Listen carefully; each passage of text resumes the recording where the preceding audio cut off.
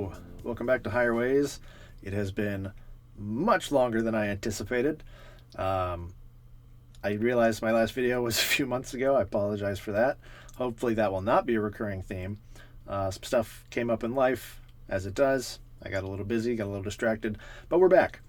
And we're actually going to go through a bit of a different format from now on. Not majorly different, but different in one specific way, and that is I don't want to do any two-parter kind of videos anymore, in part because if this does happen again, I don't want there to be 2 months between a part 1 and a part 2 because you're going to forget everything that happened. So you'll notice that this video was entitled Part 5. That is not a mistake. It is titled that way because this is going to be somewhat of a rehashing of the Part 5 in addition to finishing out the story of Jacob. So we're actually going to do the entire story in one video instead of doing 2 parts. So some of this may be review, but I've condensed it down a little bit more. So we're going to try and get through his entire arc. I do want to welcome back any returning viewers. We're glad you're here. I don't know who he is. I'm glad you're here. But we're going to go ahead and get into it. So we're going to start with Genesis chapter 25, just like we did last time. Although if you didn't watch the other video, hooray, it's just chapter 25. You don't have any review to worry about. Again, chapter 25, verse 19, and we're going to read verses 19 through 34. So chapter 25, if you have your Bibles, by the way, those are better to have with you, or a Bible app, either way, just so you can follow along. I will still have words on the screen, so if you absolutely cannot have a Bible with you, or it's just, it's locked away somewhere or someone's borrowing it or whatever, you will still have access to the words. But I do recommend having it with you because reading it in person in front of your own eyes instead of on a screen, just, I don't know, maybe it's a personal bias, but I feel like there's something more to it. So with that said, let's just get into it. Genesis 25 verse 19. This is the genealogy of Isaac, Abraham's son. Abraham begot Isaac. Isaac was 40 years old when he took Rebekah as his wife, the daughter of Bethuel the Syrian, of Paddan Aram, the sister of Laban the Syrian. Now Isaac pleaded with the Lord for his wife, because she was barren, and the Lord granted his plea, and Rebekah his wife conceived. But the children struggled together within her, and she said, If all is well, why am I like this? So she went to inquire of the Lord, and the Lord said to her, 2 nations are in your womb. 2 people shall be separated from your body. 1 people shall be stronger than the other, and the older shall serve the younger. So when her days were fulfilled for her to give birth, indeed there were twins in her womb. And the first came out red. He was like a hairy garment all over, so they called his name Esau. Afterward his brother came out, and his hand took hold of Esau's heel, so his name was called Jacob. Isaac was 60 years old when she bore them. So the boys grew, and Esau was a skillful hunter, a man of the field, but Jacob was a mild man, dwelling in tents. And Isaac loved Esau, because he ate of his game, but Rebekah loved Jacob. Now Jacob cooked a stew, and Esau came in from the field, and he was weary. And Esau said to Jacob, Please, feed me with that same red stew, for I am weary. Therefore his name was called Edom. But Jacob said, Sell me your birthright as of this day. And Esau said, Look, I am about to die, so what is the birthright to me? Then Jacob said, Swear to me as of this day. So he swore to him, and sold his birthright to Jacob. And Jacob gave Esau bread and stew of lentils, and he ate and drank, arose and went his way. Thus Esau despised his birthright. So there's quite a bit to unpack here, a lot of terminology you may not be used to, a lot of words you may not know the meaning of. The names are meaningful in the Bible. They always have an importance. And I don't know the meaning of every name, but I know here, in many Bibles, you'll notice this is one reason that it's good to have a Bible with you, because they'll have footnotes. So they may have, when it says they called his name Esau, it may have a little number or a letter or something, and you can look at the bottom of your page and it'll tell you what that means or why it's important. So, for example, mine says Esau, and it just says at the bottom, literally, hairy. So it's just the word that means hairy. So it's just like in English, if we say somebody's name is Harry, it's the same thing. This is H-A-I-R-Y, if I can spell, not H-A-R-R-Y, but it's because he's a hairy person, right? He's bearded, everything, came out full head of hair. And so he was called Esau. Now, it also says, thus he was called Edom later on. And that's because the word Edom means red. And the stew that was given to him is believed to be red lentils because of the implication of that passage. Now, Jacob's name is interesting. Esau's name just means hairy, right? Not a big deal, right? It's who cares? That's like naming somebody bald, right? It's a physical characteristic. Jacob's name, however, you'll notice that it says they named him that because of the way he grabbed after his brother's heel. Jacob means supplanter.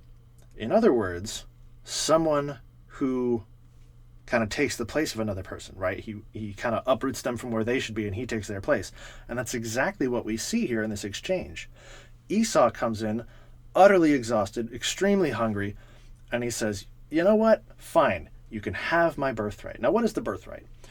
Birthright is something that was part of a custom back then, and it's essentially a greater portion of the inheritance. If someone had 2 sons, the oldest would get twice as much as the younger, right? That's just how it was. So if someone, and it didn't matter how many children you had, right? If you had 5 sons, the first son gets twice as much as all the other sons. So, for example, simple math, if you've got 3 kids, or in this case you have 2 kids, right? Jacob would get 1/3, Esau would get 2/3. But Jacob says, no, I want us to switch places. I know you're the older brother.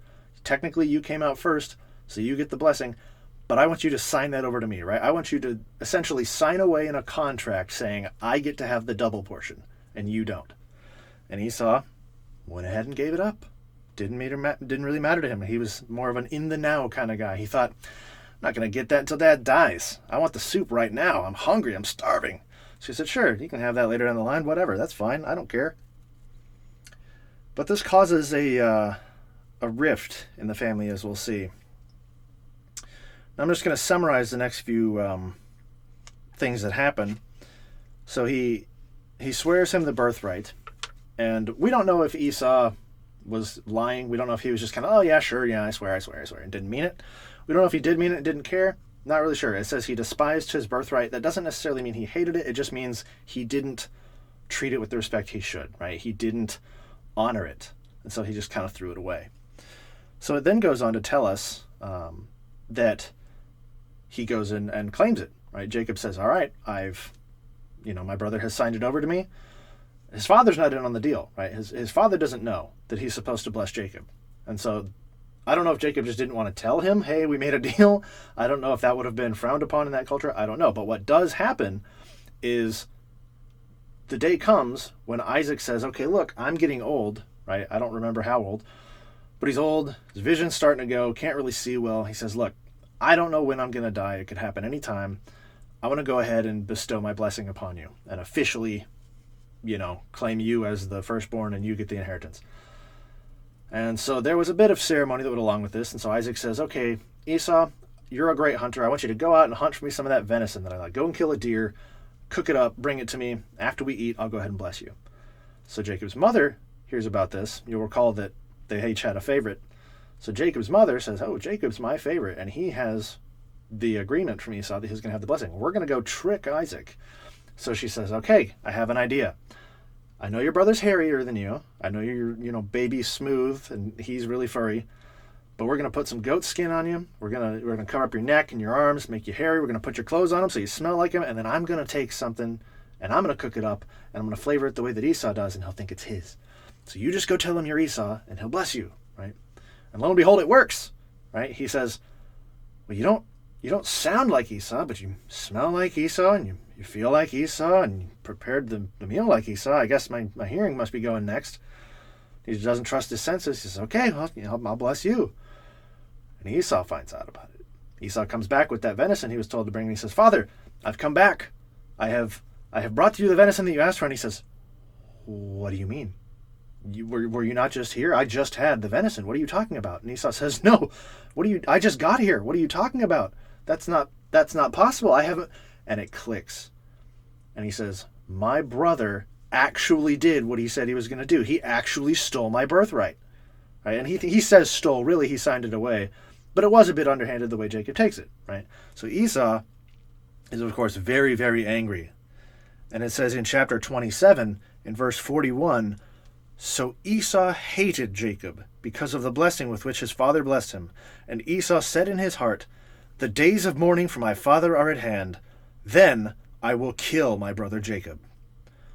I know some of us have dysfunctional families, but I don't think anybody's had a sibling that was planning and actually plotting the death of their brother. Right? I mean, this is Cain and Abel stuff. This is going all the way back to, like, I am actually going to murder my brother. Not, I hate you so much, I want to kill you. Not, I hate you, I wish you were dead. Right? Things that you say when you're angry. This is, I am so mad, I'm going to actually kill him. Right? And, of course, mommy's boy, Jacob, he's worried. Right? His mother's, of course, worried. She says, well, I can't let that happen. She caught wind of it. She says, no, we got to save Jacob. This was not supposed to happen.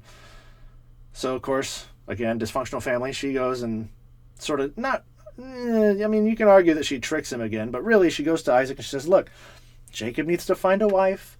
I don't want him to find a wife around here. I want him to go find one of our people. I'm going to send him back over to where my brother's at. Let him find a wife from over there. Isaac says, all right, sure, send him off. So Isaac more or less runs away, right? Under the pretense of finding a wife, but really he's just glad to get away from his brother who's trying to kill him. And we'll pick up in chapter 28, verse 10. This is the story of Jacob leaving. Now, Jacob, of course, likely has a guilty conscience, right? I mean, he essentially committed a huge theft, right? I mean, he effectively stole 1/3 of all of his father's property from his brother. I mean, that's a lot, right? I mean, I don't care how much you have. Like, 1/3 is a pretty good chunk of all that's there, right? If I said, you know what, let's get a pizza. You can have 2/3 of it, and then I ate 2/3 of it, you'd be mad. Don't lie, you'd be mad. I'd be mad too. If that was me the other way around, I'd be like, hey, look, you stole my pizza. I wanted that, right? And that's just pizza, right? We get mad over dumb stuff. This was huge. I mean, Isaac had this inheritance from Abraham, right? And Abraham, if you recall, was very wealthy. So Isaac stole just an immense amount of property, right? But then he flees, and he says, okay, and for the record, he didn't actually physically steal the property. I want to make that clear. I'm talking about symbolically, right? He essentially got his father to promise him more property than he was owed. But in chapter 28, verse 10, he's leaving. We're going to pick up in verse 10. He says, now Jacob went out from Beersheba and went toward Haran. So he came to a certain place and stayed there all night because of the sun had set. And he took one of the stones of that place and put it at his head, and he lay down in that place to sleep. Then he dreamed, and behold, a ladder was set upon the earth, and its top reached to heaven. And there the angels of God were ascending and descending on it. And behold, the Lord stood above it, and said, I am the Lord God of Abraham, your father, and the God of Isaac. The land on which you lie I will give to you and your descendants. Also your descendants shall be as the dust of the earth. You shall spread abroad to the west and the east, to the north and the south, and in you and in your seed all the families of the earth shall be blessed. Behold, I am with you and will keep you wherever you go, and I will bring you back to this land, for I will not leave you until I have done what I have spoken to you. Then Jacob awoke from his sleep, and said, surely the Lord is in this place, and I did not know it. So Jacob has committed this grave sin, right? He's committed this robbery against his brother in the eyes of his father and in the eyes of his brother, right? He's done this great atrocity to them. And yet, even then, God chooses to appear to him. He doesn't say, oh, not going to go near that sinner. He says, no, it's a fallen person. He needs my help. He needs to be taught. He needs to know what's going on. So he says, look, I'm going to give you the same promise I gave your ancestors, right? I'm going to still bless this family line. You have not thrown that away. I don't want you to worry about that. You are still going to be, a father of many nations, as he promised to Abraham, right? He says, children will be the dust of the earth. To Abraham, he said, they'll be like the stars in the sky, right? If we wanted to put another comparison, we'd say like sand on the beach, right? You see how many grains of sand there are on the beach. It's this overwhelming idea of just thousands upon thousands upon thousands of descendants, right?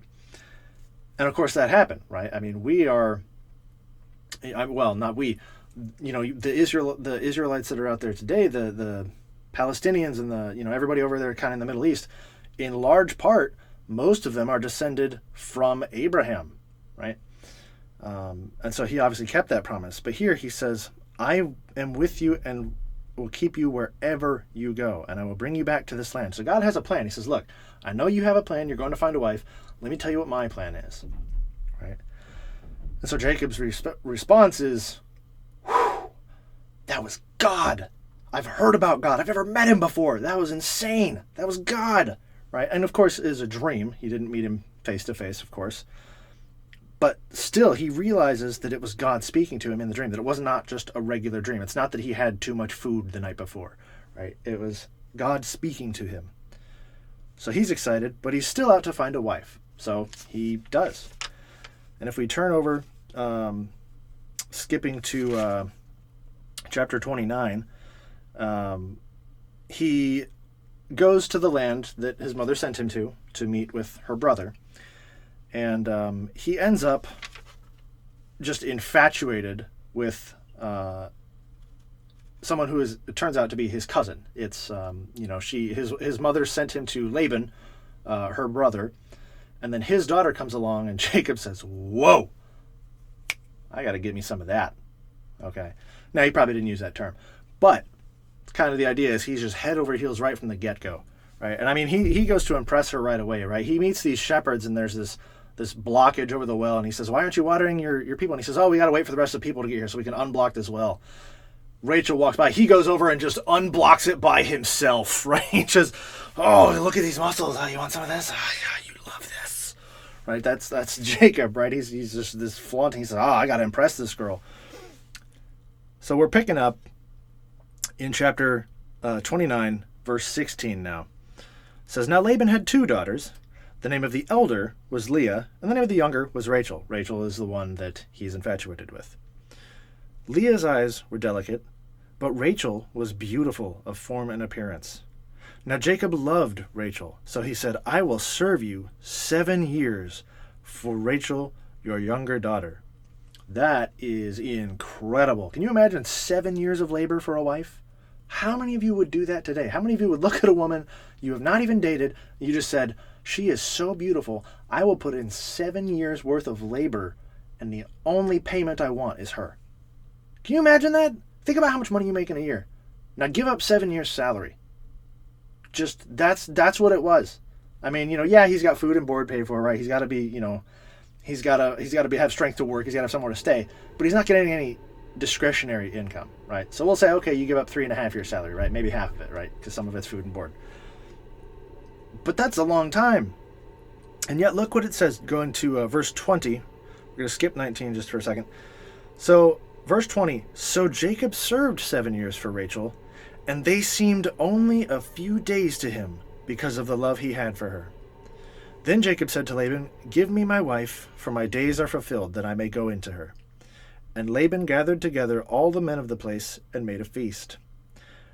Now it came to pass in the evening that he took Leah his daughter and brought her to Jacob, and he went into her. Now, I want to pause here. When I first read this, I thought, how did Jacob get the two confused, right? He's so infatuated with Rachel, surely he would recognize if another woman was brought to him. But think of this. They're at a feast. It's entirely possible that he had something to drink. We don't know, right? We know that Noah got drunk.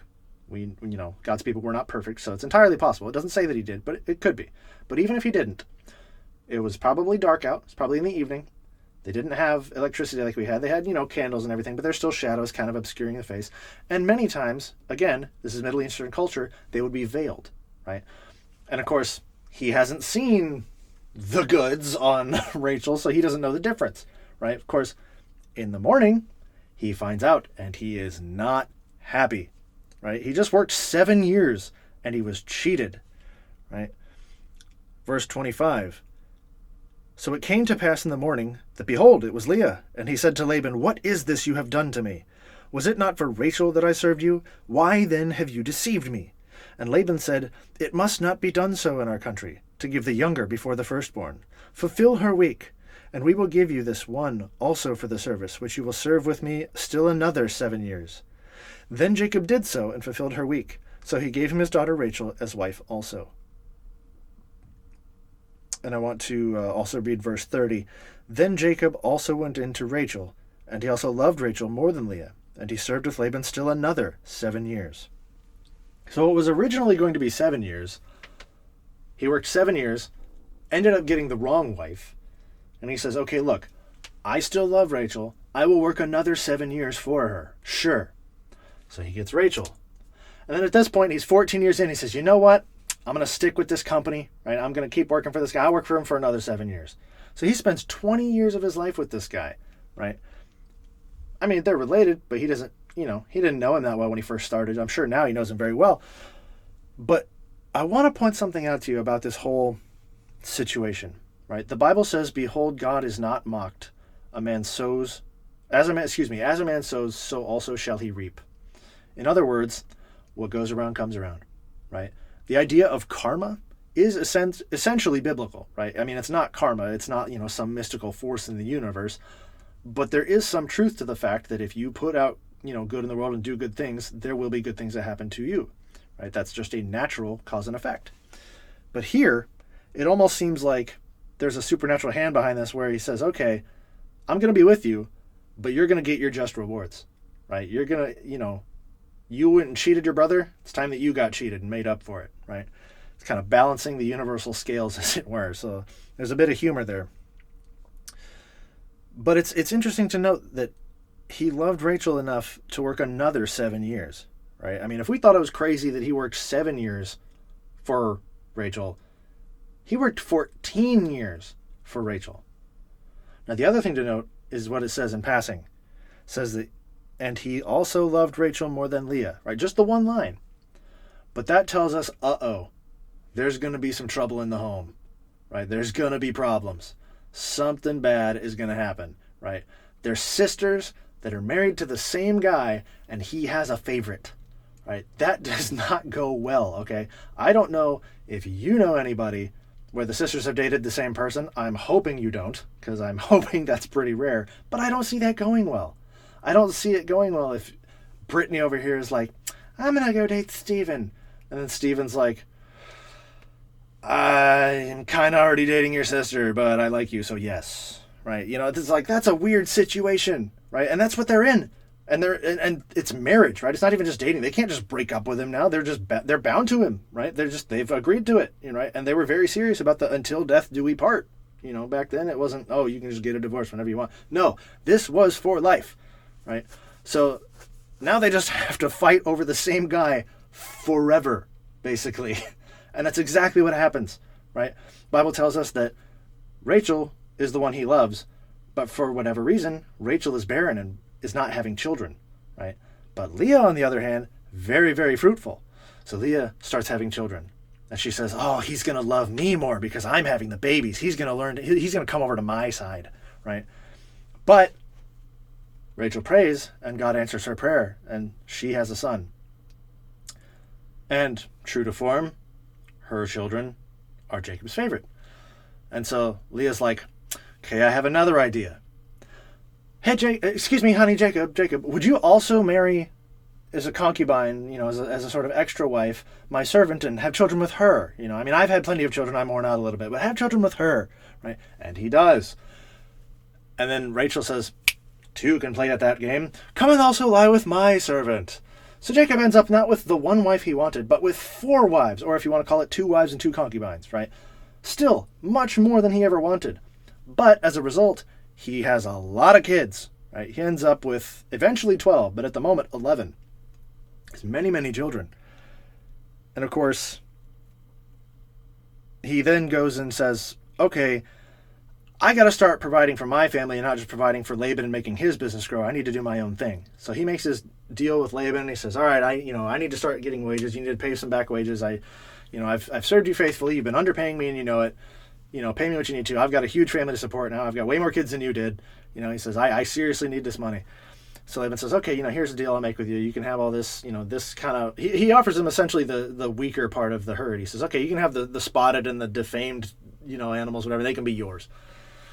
And so then God again turns around, you sow what you reap. And he says, okay, well, now you're trying to cheat Jacob unfairly. I'm going to bless Jacob. And so Jacob ends up with even more stuff than Laban has. And so he says, all right, I'm off. I'm doing my own thing. I'm going to take off. So he breaks with him. And there's a bit of back and forth. Laban chases after him. He says, why did you run off? These are my grandchildren. I should have, I wanted to see them. And he says, look, I didn't intend to just run off, but I knew you were not going to, you mistreated me. You've tried to change my wages. I think he says 10 times. He says, you've tried to change my wages 10 times over the years. I've worked for you 20 years and you've never treated me fairly. He says, what right do you have to tell me that I had to do something for you and that I did something wrong here? He says, no, go away. We're broken off, right? He says, okay, cut and dry. I'm cutting ties with you. We're done. So now Jacob is on his own way, right? He's alone. He's on his own way. And he starts thinking, and he says, it's been 20 years, and I have not spoken to my brother. He says, I need to go make what's right with him, right? Because Jacob, it's been 20 years, right? Jacob is a changed man. Jacob is no longer the dishonest, pseudo, if you want to say thief that he was before, right? The supplanter, as he is so named. And he's not that person anymore, right? Now he's an honorable man, right? He ended up with more wives than he intended to, but that's not entirely his fault. He's trying to do right now. He's met God. He's had this change experience. He's trying to be better. So he says, okay, I got to make amends with my brother. So we pick up in chapter 32. And in verse 3, he says, then Jacob sent messengers before him to Esau, his brother, in the land of Seir, the country of Edom. So he knows where his brother is. He's kept tabs. And it says, and he commanded them, saying, speak thus to my lord Esau. Thus your servant Jacob says, I have dwelt with Laban and stayed there until now.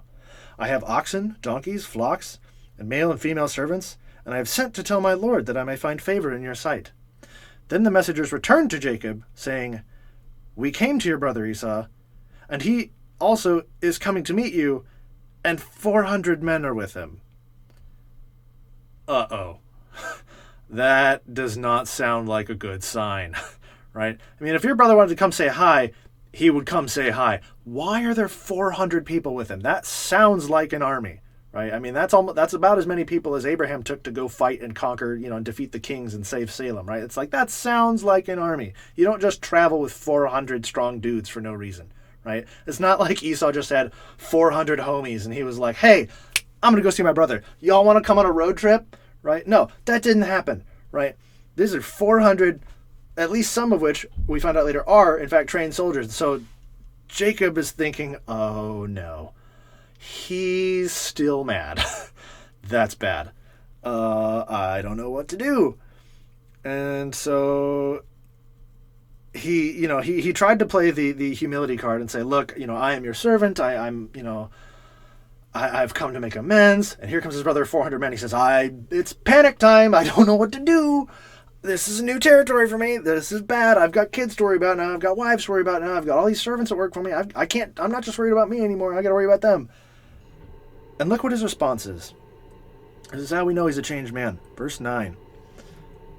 Then Jacob said, O God of my father Abraham and God of my father Isaac, the Lord who said to me, return to your country and to your family, and I will deal well with you. I am not worthy of the least of all the mercies and of all the truth which you have shown your servant. For I crossed over this Jordan with my staff, and now I have become 2 companies. Deliver me, I pray, from the hand of my brother and from the hand of Esau, for I fear him, lest he come and attack me and the mother with the children. So we see here, he's not just concerned for himself anymore. And he's humble, right? He says, I came here with just, whatever was on my back and my walking stick. That's all I had, right? I came, didn't really have any possessions, right? He hadn't gotten his inheritance from Isaac yet. He just, he left to avoid his brother, to find a wife ostensibly. He didn't really have anything. And he says, you have blessed me so much that I now have 2 full companies of people. And a company was a terminology for a number of people. So he's like, look, I've got all these people with me now. He's like, I've essentially, I've become the CEO of a company, right? He says, I worked at Taco Bell and I'm the CEO of Taco Bell, right? I, make so much more money and I'm rich and I have all these children and I have all this stuff. He says, none of that was my doing. That was your doing. You blessed me and I'm not worthy of it. He says, you have to help me. He says, I can't fight Esau. You have to deliver me, right? And so that night, if we jump down to verse 24, it says, then Jacob was left alone, and a man wrestled with him until the breaking of day. Now when he saw that he did not prevail against him, this being the man was not prevailing against Jacob, he touched the socket of his hip, and the socket of Jacob's hip was out of joint as he wrestled with him. And he said, Let me go, for the day breaks. But he said, he being Jacob, I will not let you go unless you bless me. So he said to him, What is your name? And he said, Jacob. And he said, Your name shall no longer be called Jacob, but Israel, for you have struggled with God and with men, and have prevailed. Now this is an interesting passage for several reasons. One, I don't know if you'll note this on your versions that you have that you're reading, if you are reading along. The word man is capitalized, meaning it's not just a random person, right? He's already come to him in a dream once. Now God comes to him physically. He says, and a man wrestled with him. Now when he saw, again, he is capitalized. Anytime in the Bible that he is capitalized, unless it's at the beginning of a sentence and it's just proper grammatical, but if it's in the middle of a sentence and you see the word he capitalized, that always refers to God. So this is the writer's way of telling us he was not wrestling with a human being. He was wrestling with God.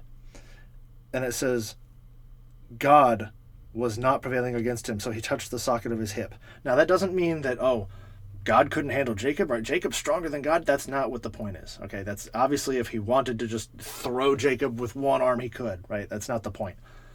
The point is he was having an engagement with Jacob, and he was making a point. And Jacob is obviously, Jacob doesn't know who this man is. As far as we know, this guy just came up behind Jacob, started wrestling him, and Jacob's fearing for his life, and he's fighting. But it's interesting because it appears that Jacob recognizes who this is, because he says, I will not let you go unless you bless me. Well, a strange random person in the middle of the night, that's not going to be somebody who has the ability to bless you. Who can bless you, right? It's not going to be his father. His father's already given him a blessing. He's nowhere to be around. It's not going to be his brother. His brother hasn't gotten here yet. The only person that could bless him is God. Now, it's important to note that this is not God the Father. The Bible says no man has seen God the Father face to face. No one, right? This, believe it or not, is an incarnation of Jesus Christ before he actually came as a human being. And I want you to note the exchange that they have here. What is your name? And he says, Jacob. Now remember what Jacob means. Jacob means supplanter. But do you know what Israel means? He says, your name shall no longer be called Jacob, but Israel. Israel translates prince with God. So the meaning in that exchange is very significant. He asks Jacob to identify himself, and Jacob says, I am a supplanter.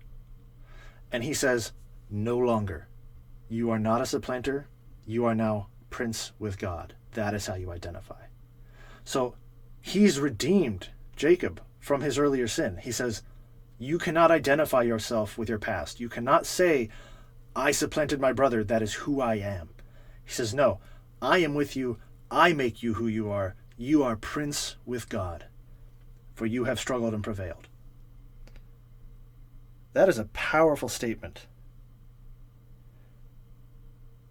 And there's a happy ending to the story. If we look at chapter 33, it says, now Jacob lifted his eyes and looked. There Esau was coming, and with him were 400 men. So he divided the children among Leah, Rachel, and the 2 maidservants. Jumping down to verse 3. Then he crossed over them and bowed himself to the ground 7 times until he came near to his brother. But Esau ran to meet him and embraced him and fell on his neck and kissed him, and they wept. Esau forgave him. Esau was not coming to slaughter him and his people like he thought. Esau merely has his own company that he travels with because he has so much stuff. He even tries to say, look, brother, what is this stuff that you sent me? Why did you send these messengers and tell me that you have these oxen and all this stuff? He says, what is all this? And he says, I was intending to bribe you because I thought you might still be angry. I was going to give you stuff. And he says, I don't need stuff. I have plenty of stuff. That's in the past. He said, I don't need anything. I'm content. I have what I need. Right? And again, they weep together, right? There's a clean slate now. And that is the story of Jacob. That is the story of Israel's beginning, right? Jacob is Israel. If you've ever heard of the phrase, the children of Israel, or the tribes of Israel, or Israel as a country, it all originated with this man. His children were the heads of the tribes of Israel, the original, founding members of the tribes. The tribes are named after his children because it's this powerful story of someone who was, even from the beginning, called supplanter by name. His parents named him that. I mean, how cruel is that? They said, oh, he's a supplanter, right? And when he took his brother's birthright, his brother said, is he not rightly named Jacob, for he has supplanted me twice? He said, he claimed my birthright with the stew, and now he actually stole it from me. And then Jacob says, yep, everything they say about me is true. I am no good. I am a supplanter. I am awful. And God says, no, you are not awful. You have the ability to be a prince with God because I say so. I have the ability to redeem you. I decide what you are, and you are not a supplanter. You are better than that because you are mine. And that is something that we can apply to all of us. We come to God broken as sinners, and we have no ability to fix ourselves. And we say, God, I'm awful. I mean, have you seen what I've done? I've committed these horrible sins. And God says, I know, but I can forgive you. You can come to me and have that slate wiped clean. Right? That's the story of Jacob. He says, look, you don't have to wallow in misery. You don't have to be that person that you used to be. He says every day, the Bible says the old has passed away and the new has come. You can be a new creature if you will let me make you into one. So I want to encourage you to do that. I want to encourage you guys. Let God transform you. Let him change you into something better every day. And it's not going to be easy. It's not going to be instantaneous. For Jacob, it was 20 years before his name got changed to Israel. Right? It may be 20 years for you. It may be less. It may be more. Who knows? But trust the process. Let God put goodness in you. Let him teach you how to be. Read his word. Learn what he wants from you. Learn how he wants you to live your life.